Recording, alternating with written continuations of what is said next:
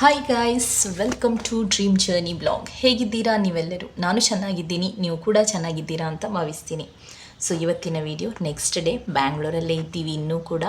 So ಬ್ಯಾಂಗ್ಳೂರಲ್ಲಿ ಇವತ್ತು ನಾವು ಹೊರಟಿದ್ದೀವಿ ಹೊರಗಡೆ ಹೋಗಲಿಕ್ಕೆ.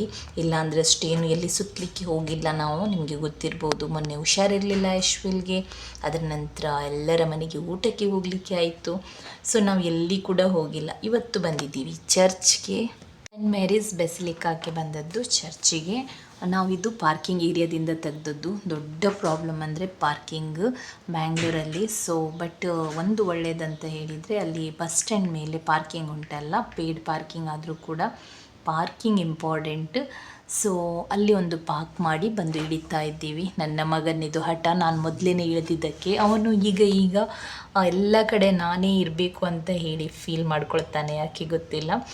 ಸೊ ಅದರ ನಂತರ ನಾವು ನಡ್ಕೊಂಡು ಹೋಗ್ತಾ ಇದ್ದೀವಿ, ಗಾಡಿ ಪಾರ್ಕ್ ಮಾಡಿ ರೋಡ್ ಕ್ರಾಸ್ ಮಾಡ್ಕೊಂಡು ಹೋಗ್ತಾ ಇದ್ದೀವಿ. ಈ ಸಲ ನಾವು ಟ್ರಿಪ್ಪಿಗೆ ಎಲ್ಲ ಕಡೆ ಆಲ್ಮೋಸ್ಟ್ ಎಲ್ಲ ಬೆಸಿಲಿಕಾಗಳನ್ನು ಕಂಟಿನ್ಯೂ ಮಾಡ್ತಾ ಹೋಗ್ತಾ ಇದ್ದೀವಿ. ಖುಷಿಯಾಗತ್ತೆ. ಸೊ ಚರ್ಚ್ ಹೊರಗಡೆ ಇದ್ದೀವಿ. ಈ ಮೊದಲು ಕೂಡ ನಾನು ಬಂದಿದ್ದೀನಿ ಇಲ್ಲಿ. ನನ್ನದು ಮದುವೆ ಮೊದಲೇ ನಾನು ಜಾಬ್ ಬಿಟ್ಟಿದ್ದೆ, ಒಂದು 7-8 ಮಂತ್ ಮೊದಲೇ. ಸೊ ಅದರಿಂದ ನಾನು ಬ್ಯಾಂಗ್ಳೂರಲ್ಲೇ ಬಂದು ನಿಂತಿದ್ದೆ ನನ್ನ ಶಾಪಿಂಗಿಗೆಲ್ಲ. ಮತ್ತು ನಾನು ಬಾಂಬೆಗೆ ಹೋಗಿರಲಿಲ್ಲ. ಸೊ ನಾನು ಆಲ್ಮೋಸ್ಟ್ ನನ್ನ ಮದುವೆ ಶಾಪಿಂಗನ್ನು ಬ್ಯಾಂಗ್ಳೂರಲ್ಲಿ ಮಾಡಿದ್ದು. ವೈಟ್ ಗೌನು ಎಲ್ಲ ನಾನು ಬಾಂಬೆಯಿಂದ ಬರುವಾಗ ತೊಗೊಂಡು ಬಂದಿದ್ದೆ.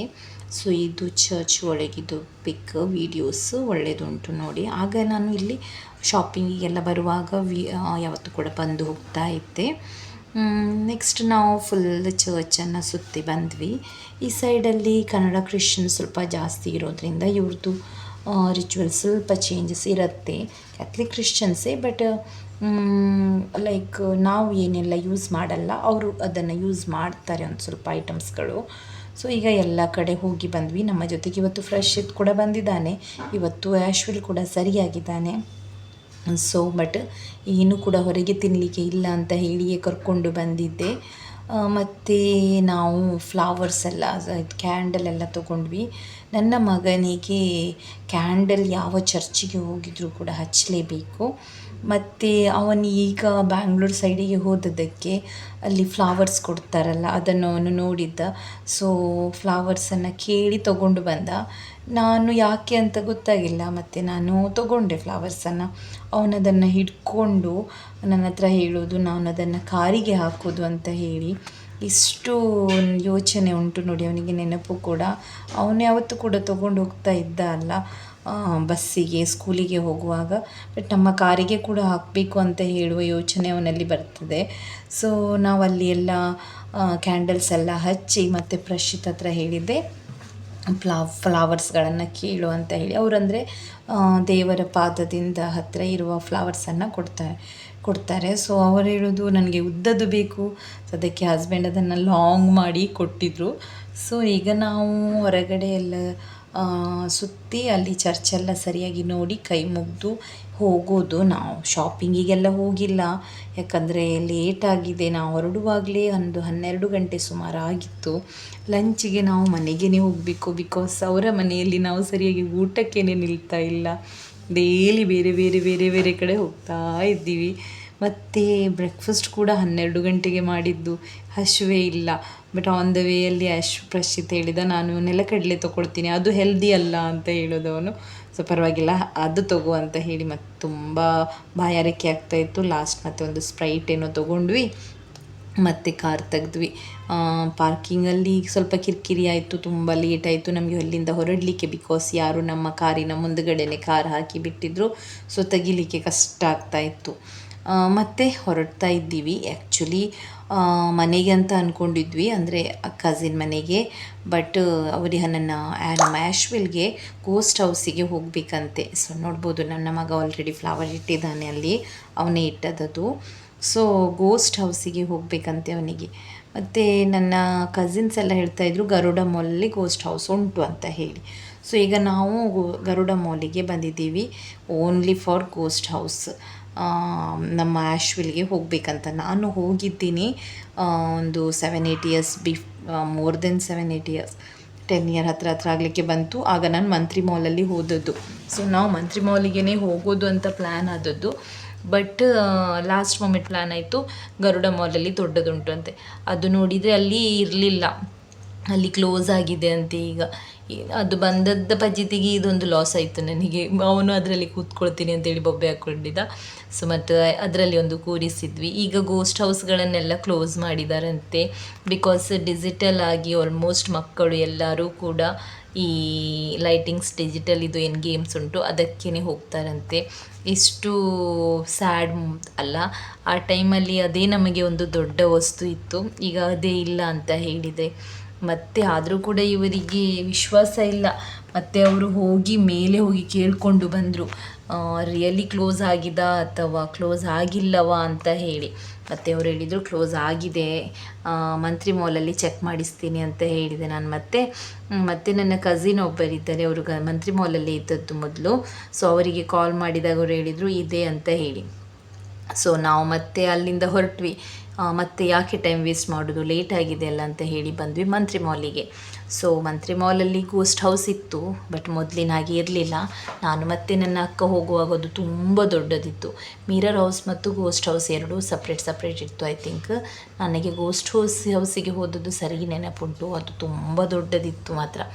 ಮತ್ತು ನಾನು ಇವರನ್ನು ಬಿಟ್ಟು ನಾನು ಬೇರೆ ಕಡೆ ಹೋಗ್ತೀನಿ ಅಂತ ಹೇಳಿ ಹೋದೆ. ಬಿಕಾಸ್ ನಾನು ಅಂದ್ಕೊಂಡಿದ್ದು ತುಂಬ ದೊಡ್ಡದಿರ್ಬೋದು, ಬಿಕಾಸ್ ನಾವು ಹೋಗುವಾಗ ದೊಡ್ಡದಿತ್ತಲ್ಲ. ಇದು ನೋಡಿದರೆ ಅವರು 5 ನಿಮಿಷದಲ್ಲಿ ಬಂದಿದ್ದಾರೆ.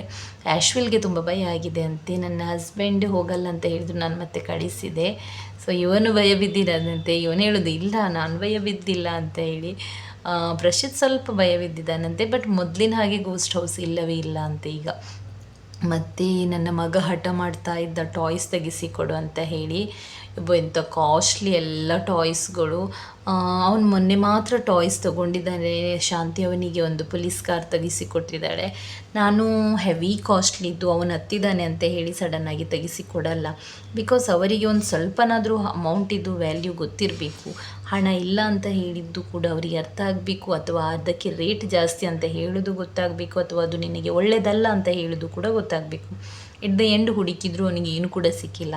ಸೊ ನಾನು ಮತ್ತೆ ಹೇಳಿದ್ದೆ, ಒಂದು ಕೆಲಸ ಮಾಡು, ನೀನು ಆನ್ಲೈನ್ ಚೆಕ್ ಮಾಡು, ನಾವೀಗ ಹೊರಡುವ ಲೇಟ್ ಆಗಿದೆ ಅಂತ ಹೇಳಿ. ಅವನು ಹೇಳೋದು ನನಗೆ ರಿಮೋಟ್ ಕಾರ್ ತೆಗಿಸಿಕೊಡು ಅಂತ ಹೇಳಿ. ಅವನಿಗೆ ಎಷ್ಟೋ ರಿಮೋಟ್ ಕಾರ್ ತೆಗಿಸಿಕೊಟ್ಟಿದ್ದೀವಿ, ಅವನು ಸಿಟ್ಟು ಬಂದ ತಕ್ಷಣ ತೆಗೆದು ಬಿಸಾಡೋದು. ಅದಕ್ಕೆ ಮತ್ತೆ ಮರ್ಯಾದೆ ಇಲ್ಲ. ಸೊ ಅದ್ರದ್ದು ಡೆಸ್ಪ್ರೇಟಾಗಿ ಅದ್ರದ್ದು ವ್ಯಾಲ್ಯೂ ಗೊತ್ತಿರಬೇಕು. ಬರ್ತ್ಡೇ ಟೈಮಲ್ಲಿ ಹಾಗೆ ತೆಗಿಸಿಕೊಟ್ರೆ ಅವರಿಗೆ ಅದ್ರದ್ದು ವ್ಯಾಲ್ಯೂ ಗೊತ್ತಿರುತ್ತೆ. ನನಗೆ ಅದು ಕಷ್ಟದಲ್ಲಿ ಸಿಕ್ಕಿದ್ದು ಅಂತ ಹೇಳಿ. ಅದರ ನಂತರ ಹೊರಟ್ವಿ ನಾವು ಮನೆಗೆ, ಅಂದರೆ ಕಸಿನ್ ಮನೆಗೆ. ಸೊ ಈಗ ವೇಟ್ ಮಾಡ್ತಾ ಇದ್ದಾರೆ ಆ್ಯಕ್ಚುಲಿ ನಮಗೆ ಎಲ್ಲರೂ ಕೂಡ. ಲಂಚ್ ಮಾಡಿದ್ದಾರೆ ಅವರು. ನಾನು ಹೇಳಿದ್ದೆ ವೇಟ್ ಮಾಡಿಬಿಡಿ, ಅದಕ್ಕೆಲ್ಲ ನಾವು ಯಾವಾಗ ಬರ್ತೀವಿ ಅಂತ ಗೊತ್ತಿಲ್ಲ ಅಂತ ಹೇಳಿ. ನಮಗೆ ಆ್ಯಕ್ಚುಲಿ ವೇಟ್ ಮಾಡ್ತಾ ಇದ್ದದಂತ ಹೇಳಿದರೆ ಪುನಿಬಾವಂದು ಫ್ರೆಂಡ್ಸ್, ಇವರೆಲ್ಲರೂ ನಮಗೆ ಪರಿಚಯ ಇದ್ದಾರೆ. ಸೊ ನಮಗೆ ಮೊದಲಿಂದನೇ ಪರಿಚಯ ಇರೋದ್ರಿಂದ ಇವರೆಲ್ಲರೂ ನಮಗೆ ವೇಟ್ ಮಾಡ್ತಾನೇ ಇದ್ದರು ಪಾಪ, ಗೇಮ್ಸಿಗೋಸ್ಕರ, ಹೌಸಿ ಎಲ್ಲ ಆಟ ಆಡಲಿಕ್ಕೋಸ್ಕರ. ಸೊ ನಾವು ಇವರಿಗೆ ತುಂಬ ಮೊದಲೇನೂ ಮೀಟ್ ಆಗಿದ್ದೀನಿ. ಸೊ ನನಗೆ ಈಗ ಕಾಫಿ ಕೊಟ್ಟಿದ್ದಾಳೆ ಶಾಂತಿ ಆ್ಯಕ್ಚುಲಿ ಉಂಟಲ್ಲ, ಬ್ಲ್ಯಾಕ್ ಕಾಫಿಗೆ ಬಟರ್ ಹಾಕಿ ಕುಡಿಯೋದು. ನಾನು ಕೂಡ ಈಗ ಟ್ರೈ ಮಾಡ್ತಾ ಇದ್ದೀನಿ. ಸೊ ನನ್ನ ಮಗನಿಗೆ ಇಲ್ಲಿ ಬಂದಾಗ ಖುಷಿ ಆಯಿತು, ಮಕ್ಕಳು ತುಂಬ ಇದ್ರಲ್ಲ ಆಟ ಆಡಲಿಕ್ಕೆ. ನಾವೀಗ ಹೌಸಿ ಆಟ ಆಡೋದು ಅಂತ ಹೇಳಿ ಆಯಿತು. ಇವರು ಅವರ ಇಂಜಿನಿಯರ್ ಸರ್ ಏನೋ ಇದ್ದಾರೆ, ಅವರು ಎಲ್ಲ ಇದ್ದರು, ಅವರಿಗೂ ಕೂಡ ಕೂರಿಸಿದ್ದಾರೆ ಅವರು. ಹೌಸಿ ಟಿಕೆಟ್ ಪ್ರೈಸಸ್ ನಾವು ಐ ಥಿಂಕ್ 20 ರೂಪೀಸ್ ಇಟ್ಟದ್ದು. 20 ರೂಪೀಸನ್ನು ಮತ್ತು ನಾವು ಯಾವುದು ಕೂಡ ಲೈನ್ಸ್ ಜಲ್ದಿ 5, ಹಾಗೆ ಫಸ್ಟ್ ಲೈನ್ಸ್ ಸೆಕೆಂಡ್ ಲೈನ್ ಮತ್ತು ಫುಲ್ ಹೌಸ್ ಮಾತ್ರ ನಾವು 2 ಇಡ್ತೀವಿ, ಯಾಕೆಂದರೆ ಎಲ್ಲರಿಗೂ ಕೂಡ ಒಂದು ಸಿಗಲಿ ಅಂತ ಹೇಳಿ. ಸೊ ಈಗ ಟಿಕೆಟ್ಸ್ ಎಲ್ಲ ಕೊಡ್ತಾ ಇದ್ದಾರೆ. ಊಟ ಮಾಡಿದ್ದು ಮತ್ತು ಸ್ಟಾರ್ಟ್ ಮಾಡಿದ್ದೆ ನಾವು ಗೇಮ್ಸ್ಗಳನ್ನು, ಯಾಕಂತ ಹೇಳಿದರೆ ನಮಗೋಸ್ಕರ ಪಾಪ ವೆಯ್ಟ್ ಮಾಡ್ತಾಯಿದ್ರು. ನಮ್ಮದು ಊಟ ಕೂಡ ಆಗಿರಲಿಲ್ಲ, ನಾವು ಲೇಟ್ ಬಂದದ್ದು, ನನಗೆ ಹಸಿವು ಕೂಡ ಆಗ್ತಾ ಇರಲಿಲ್ಲ, ಲೇಟೇ ಹೋದದ್ದು, ಮತ್ತು ಮಧ್ಯದಲ್ಲಿ ತಿಂದಿದ್ವಿ ಎಲ್ಲ. ಸೊ ಇಲ್ಲಿ ಸ್ಟಾರ್ಟ್ ಮಾಡ್ಕೊಂಡಿದ್ದಾರೆ. ಡಿಜಿಟಲಲ್ಲಿಯೇ ರನ್ ಮಾಡ್ತಾ ಇದ್ದೀವಿ, ಯಾಕೆ ಸುಮ್ಮನೆ ರಿಸ್ಕ್, ಜಗಳ, ಕಾಯಿನ್ಸ್ ಬೇಡ ಅಂತ ಹೇಳಿ. ಸೊ ಸ್ಟಾರ್ಟ್ ಮಾಡಿದ್ದೀವಿ. ರಿವಾರ್ಡ್ ಸಿಗುತ್ತೆ.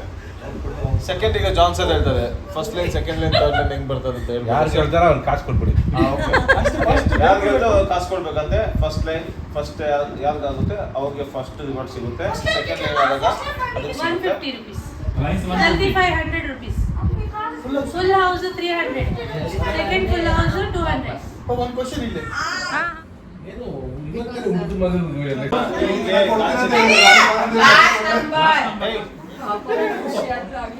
Finally, I'm happy. ಹಾಕದ ಬಿಸಾಡಿ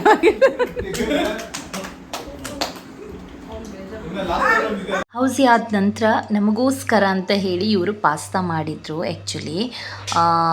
ಸೊ ಅವ್ರು ನಮಗೋಸ್ಕರ ಪಾಸ್ತಾ ಮಾಡ್ತಾ ಇದ್ದಾರೆ ಇವತ್ತು. ಅದ್ರದ್ದು ರೆಸಿಪಿ ನಾನು ಫುಲ್ ಹಾಕ್ತೀನಿ, ನಾನು ವಿಡಿಯೋ ಮಾಡಿದ್ದೀನಿ ಅವ್ರದ್ದು ಫುಲ್ ರೆಸಿಪಿದು.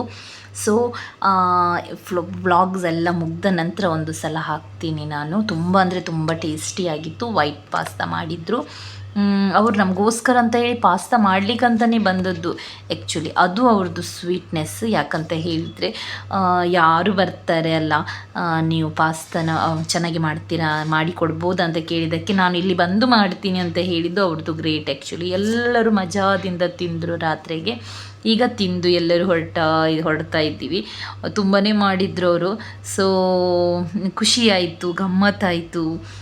ತುಂಬ ದಿನದ ನಂತರ ನಾವು ಆ್ಯಕ್ಚುಲಿ ಗೇಮ್ಸ್ಗಳನ್ನು ಕೂಡ ಆಟ ಆಡಿದ್ವಿ. ಅದರದ್ದು ಶಾರ್ಟ್ ನನಗೆ ಹಾಕಲಿಕ್ಕೆ ಕೂಡ ಆಗ್ತಾಯಿಲ್ಲ, ಬಿಕಾಸ್ ಎಡಿಟಿಂಗ್ ಕೆಲಸ ಇಷ್ಟುಂಟು. ಮೊಬೈಲಲ್ಲಿ ತುಂಬ ಸ್ಟೋರೇಜ್ ಆಗಿ ಲ್ಯಾಗ್ ಆಗ್ತಾ ಉಂಟು. ಸೊ ನಾನು ಹಾಕ್ತೀನಿ ಆರಾಮಾಗಿ ಒಂದೊಂದು ಮಾಡಿ. ಸೊ ನೆಕ್ಸ್ಟ್ ನಾವು ಅರ್ಲಿ ಮಾರ್ನಿಂಗ್ ಹೊರಡೋದು ಅಂತ ಹೇಳಿ ಆಗಿತ್ತು. ಸೊ ಅದಕ್ಕೋಸ್ಕರ ನನ್ನ ಮಗ ಎಲ್ಲರಿಗೂ ಹಗ್ ಮಾಡಿ ಎಲ್ಲರಿಗೂ ಬಾಯ್ ಮಾಡ್ತಾ ಇದ್ದಾನೆ. ಸೊ ಇಲ್ಲಿ ಕೂಡ ಮೇಲೆ ಬಂದು ಹಗ್ ಮಾಡ್ತಾ ಇದ್ದಾನೆ. ಎಲ್ಲ ಪ್ಲ್ಯಾನ್ ಆಗಿದೆ, ಬ್ಯಾಗ್ ಡಿಕ್ಕಿಯಲ್ಲಿ ಹಾಕಿ ಆಗಿದೆ. ಅರ್ಲಿ ಮಾರ್ನಿಂಗ್ ನಾವು ಹೊರಡೋದು ಅಂತ ಹೇಳಿ ಆಗಿತ್ತು. ಬಟ್ ಲಾಸ್ಟ್ ಉಂಟಲ್ಲ ಎಲ್ಲ ಮಲಗುವಾಗ ಕೂಡ ಅಲ್ಲ, ಅಪ್ಪ ಅಮ್ಮ ಮಲಗಿ ಕೂಡ ಆಗಿದೆ. ಇವನೀಗ ಮಲಗಲಿಕ್ಕೆ ಹೋಗುವ ಮೊದಲು ಶಾಂತಿ ತುಂಬ ಹೇಳಿದರು, ನಿಲ್ಬೋದಿತ್ತು, ನೀವು ನಿಂತ ಹಾಗೇ ಆಗಿಲ್ಲ, ಎಲ್ಲ ಕಡೆ ಸುತ್ತನೇ ಇದ್ದೀರಾ, ಒಂದು ದಿನ ಮಾತಾಡಲಿಕ್ಕೆ ನಿಂತಿಲ್ಲ ಅಂತ ಹೇಳ್ತಾ ಇದ್ರು.